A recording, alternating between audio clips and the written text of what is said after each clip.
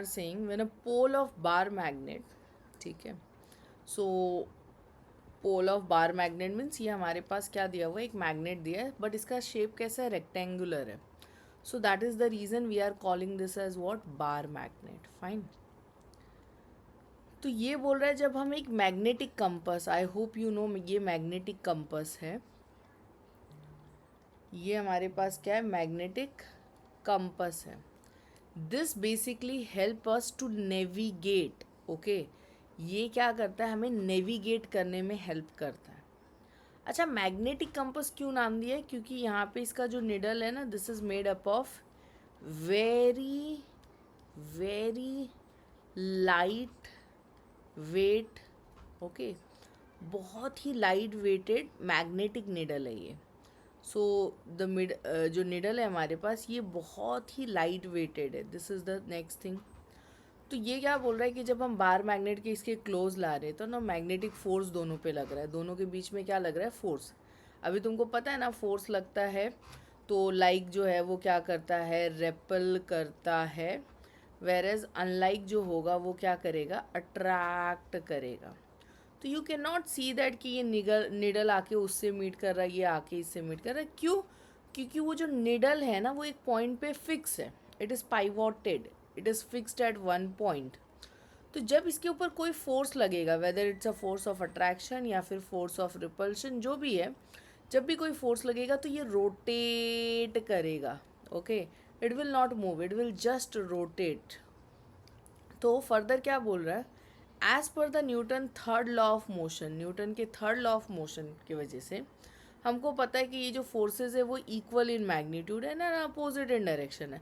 मतलब इस पर भी लग रहा है एज वेल एज इस पर भी लग रहा है, वो जो आयरन बार है, बार मैग्नेट, उस पर भी लग रहा है. हाउएवर जो मैग्नेटिक कंपस है, ये जो निडल है, ये मूव कर रहा है. ओके, बट ये जो बार मैग्नेट है, it is not moving. Why? इसके ऊपर फोर्स का असर क्यों नहीं हो रहा है? That is what they have asked you and they have asked you to explain also. So but obviously ये जो है ना, ये उसके कंपैरिजन में it is not that light weighted. You can consider it is an weighing heavy, comparatively उससे काफ़ी heavy है. ओके, तो ये हैवी है, that is also one reason. That is it is not moving. I hope condition clear है, so that we can come up with the answer. एक बार मैं क्विकली एक्सप्लेन करती हूँ. बार मैग्नेट है and then we have the magnetic compass. दोनों के बीच में क्या लग रहा है, force of attraction and force of repulsion. ये जो मैग्नेटिक निडल है वो एक पॉइंट पे फिक्स किया हुआ है. तो जब उसके पास फोर्स लगेगा तो वो रोटेट करेगा, दैट इज़ घूमेगा. बट मैग्नेटिक निडल ही सिर्फ क्यों घूम रहा है, बार मैग्नेट क्यों नहीं घूम रहा है, फोर्स तो उसके ऊपर भी लग रहा है. So one thing that we can conclude that it is heavy. Okay, एक चीज़ तो हम ये बोल सकते हैं. बाकी let's see what else we could have like consider. चलो देखते हैं. सो ये कुछ कंडीशन है. बार मैग्नेट है, मैग्नेटिक कंपस है, दोनों एक दूसरे के ऊपर फोर्स लगा रहे हैं, बट ये निडल जो है ये मूव कर रहा है. इसके मूवमेंट को डिफ्लेक्शन बोला जाता है. ओके, इसके मूवमेंट को हम क्या बोलते हैं, डिफ्लेक्शन बोलते हैं. तो वो डिफ्लेक्ट कर रहा है बट वो नहीं कर रहा है. वाई? चलो देखते हैं. सो हम बोलेंगे कि न्यूटन थर्ड लॉ के हिसाब से बार मैग्नेट एंड जो कंपस निडल है, yes they are exerting equal and opposite magnetic force on each other, which is given also in your question. जो कंपस का निडल है ये बहुत ही लाइट है and can rotate with a very little friction. ठीक, तो पाइवोटेड है ना, फिक्स है, मतलब एयर में है, बाकी एक पॉइंट को छोड़ दो तो बाकी पूरा बॉडी एयर में है, तो उसके ऊपर फ्रिक्शन बहुत कम लगेगा. सो इवन अ स्मॉल छोटा सा मैग्नेटिक फोर्स भी उसको हेल्प करेगा मूव करने के लिए. बट जो बार मैग्नेट है उसके कंपैरिजन में it is heavier and is usually held formally and placed on the surface. Surface मतलब इसका ये पूरा जो पार्ट है ना, पूरा जो entire area, it is in the contact with air. तो जितना ज़्यादा एरिया एयर के, मतलब sorry not in air, it is in a contact, मतलब जो नीचे का सरफेस है वो कॉन्टैक्ट है जो उसके नीचे सरफेस होगा उसमें.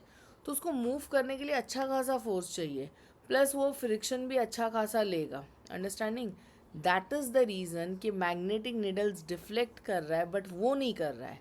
Okay, while the bar magnet remains at the rest. So yes, you have to go in the point wise manner, you have to go in the systematic manners. Your each and every point should have a different reason. It's not like कि तुम एक ही point को लेके बार बार बार बार बार बार rotate कर रहे हो. No, you are supposed to give your answer. And some of you will ask, ma'am, do we need to draw the like diagram. So first of all answer is like no. Okay, पहले तुम अपना answer जो है उस पर focus करो, diagram draw करने की ज़रूरत नहीं है. सेकेंड थिंग इज़ दैट कि worst let's say you want to draw, you have time, you have enough time and you want to draw. So yes you can draw, but again बहुत ज़्यादा detailing में नहीं जाना. In that just show that कि हमारे पास क्या एक बार मैग्नेट है. ओके, इस साइड नॉर्थ पोल, इस side, and then show that magnetic, and एक निडल दिखा दो, एंड वॉट एवर जो डायरेक्शन है, north south east west, and वहाँ पे नेमिंग कर दो कि ये हमारा बार मैग्नेट है, and here it is a magnetic compass, and show that कि दोनों के बीच में क्या है, फोर्स है. You can show in this manner also, और बीच में क्या लिख सकते हो, एफ लिख सकते हो.